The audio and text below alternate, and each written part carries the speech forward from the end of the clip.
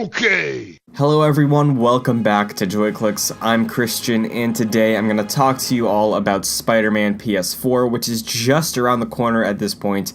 But today on a PlayStation blog post, we learned just what to expect from DLC in the upcoming months post-release for Insomniac's Spider-Man. We have an official date for the first DLC drop, that is October 23rd. That's when we're going to be getting Spider-Man the Heist, which we learned is centered around an encounter between Spidey and Black Cat. We also learned in the blog post that we're going to be able to find trails left behind by Black Cat, aka Felicia Hardy, while we play through the main game. So considering she has breadcrumbs scattered around the city on disc New York City, I wonder if we're going to be getting hints of the next two expansions, but more on that later. So the heist is centered around Black Cat, like I said, but it is going to be including new missions and challenges, as well as a new faction of enemies, 3 additional suits. The blog post also details the pricing structure for the expansions,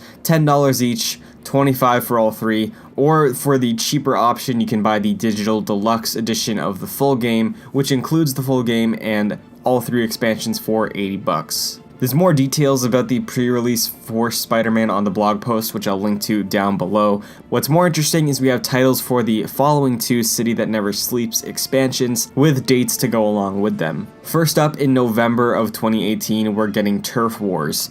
And Turf Wars, if we had to assume, based on the heist, Black Cat, she steals stuff, Turf Wars makes me think that there's going to be some kind of either gang rivalry or like territorial, primal aspect struggling for control over the city. So maybe we get a resurgence of the factions that we take down in the game. Maybe they introduce a new villain. If I had to guess a villain that would fulfill this Turf War expansion, maybe Kraven. It's hard to say based on the fact that we really don't know everybody who's included in the game right now. But Turf Wars very much sounds like it's going to be some aspect of control of New York City. So that's exciting, and it hits a month after we get our first DLC for the game. Keeping with the monthly trend though, in December of 2018 we're going to be getting Spider-Man Silver Lining. This seems like it could be a red herring just based on the title, because the obvious connection here is Silver Sable, because we know she is in the game, but maybe it is just straightforward a Silver Sable focused expansion,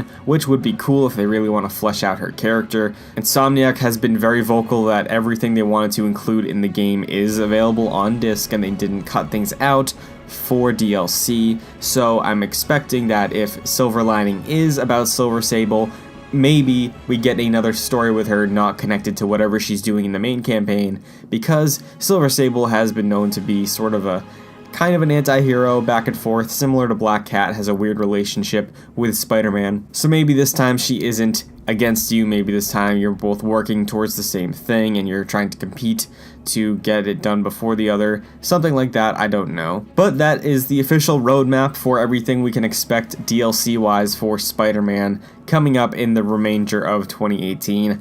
I can't wait for this game. It is just a few days away at this point, but I want to talk to all of you now. What do you think of the roadmap? Do you have ideas or predictions for what the next 2 expansions could be? Do you have predictions for what suits we're going to get? If we're going to get multiple suits per expansion, I would love to see a Todd McFarlane design of Spider-Man, the Sam Raimi design of Spider-Man. If you want to know more suit ideas I have, you can check out this video I did earlier about the 5 suits I would love to see in the game. But if you're new to JoyClicks and want to see more Spider-Man content post-release, be sure to like the video and subscribe so you don't miss any of that content. But with all of that being said, thank you for watching, I appreciate it, and as always, good vibes and good game.